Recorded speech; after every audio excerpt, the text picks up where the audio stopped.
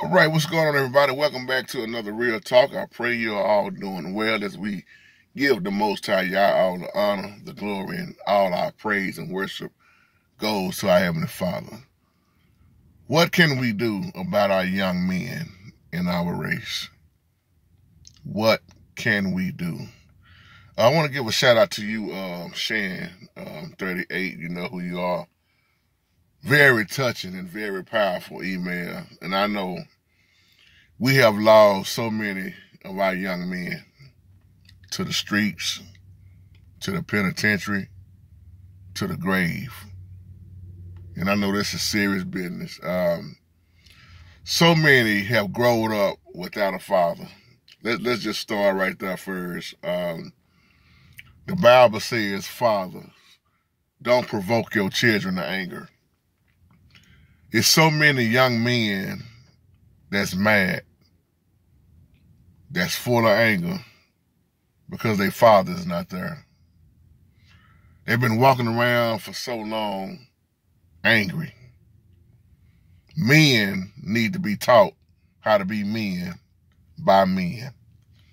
I'm going to say it again. Men need to be taught how to be men by men. And I guess I should just say a younger man. There's so much that we can do as men as far as reaching out. We can do a lot, but it's going to be up to that young man to still make the decisions on what to do in their life. All of us have made our mistakes.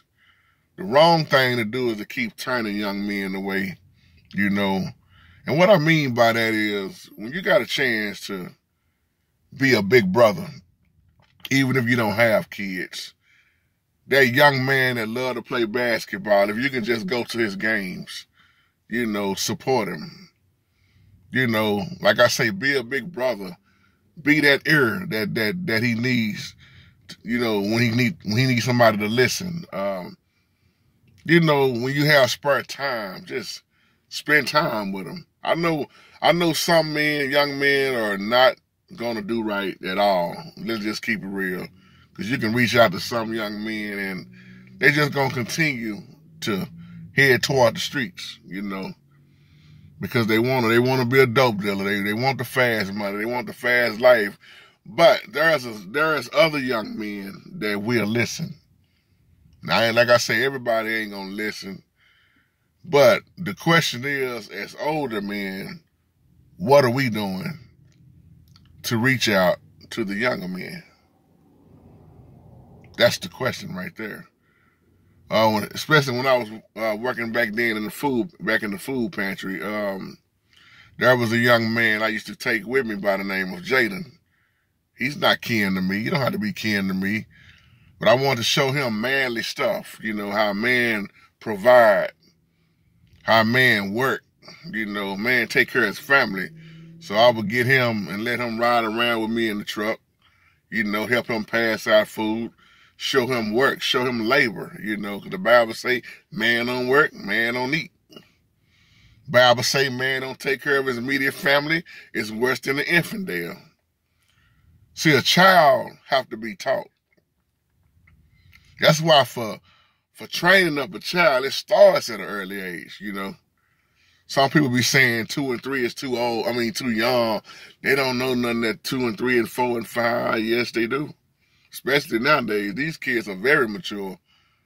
That's why even with my son, he ain't number 3, you know, but I clean that room up. They understand just like that. Clean the room up. You know, clean up behind yourself. Do this, do that. That's training a child.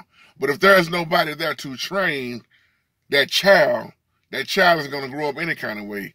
Boys, especially boys, girls do too, but boys especially need discipline. There's a different way than you raise up a girl versus a boy. You know, I try to tell people that all the time. And then there's the single mothers that's struggling. I'm just going to pretty much address the boys in this video. I might come back and do another one about the girls.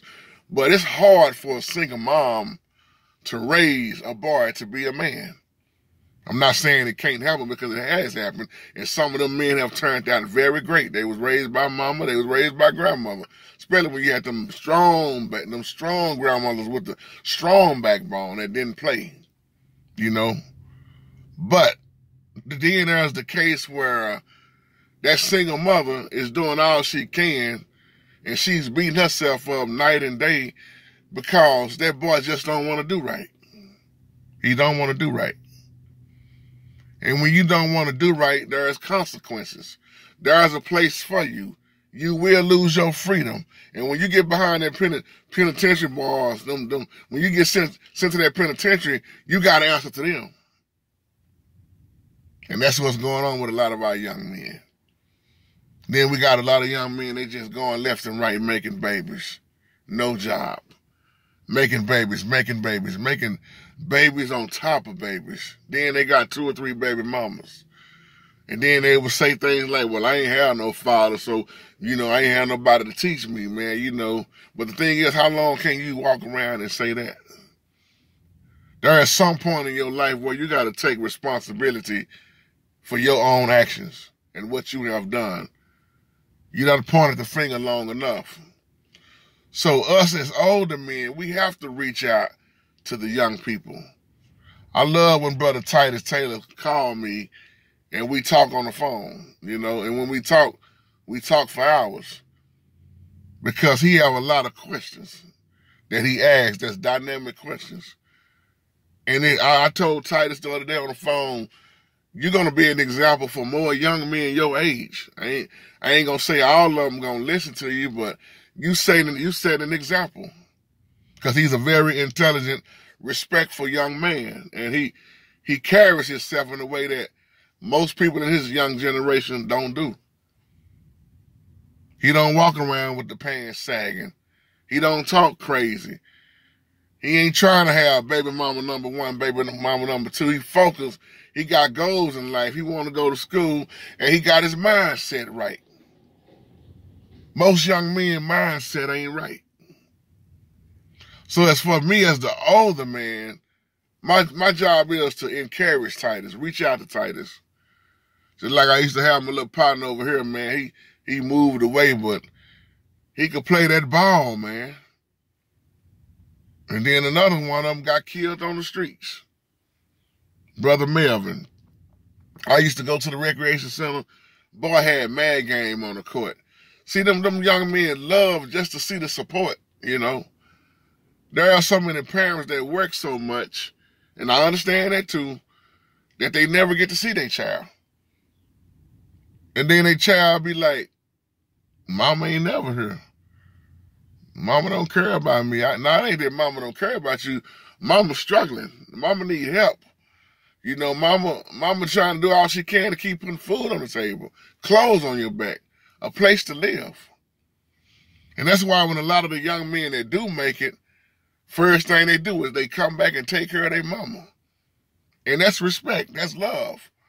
Because there's some mothers out here that's broken down behind their children, man.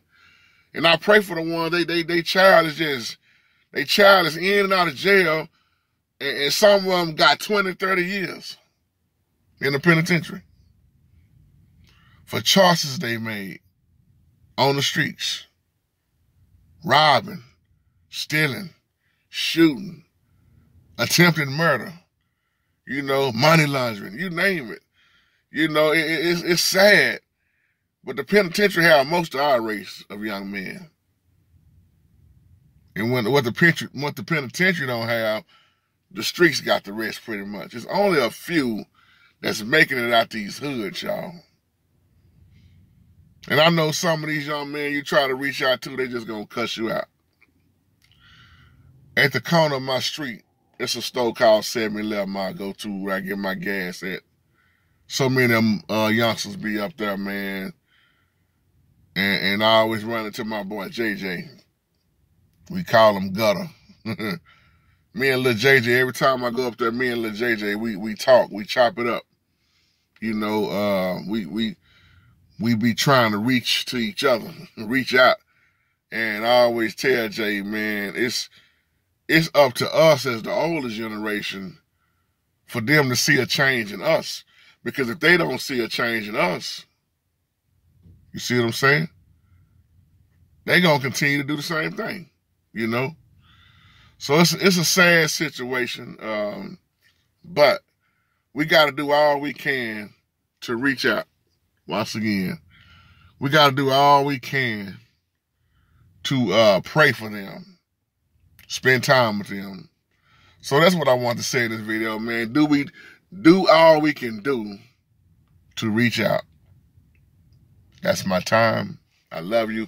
Have a wonderful, wonderful, blessed day. Shalom.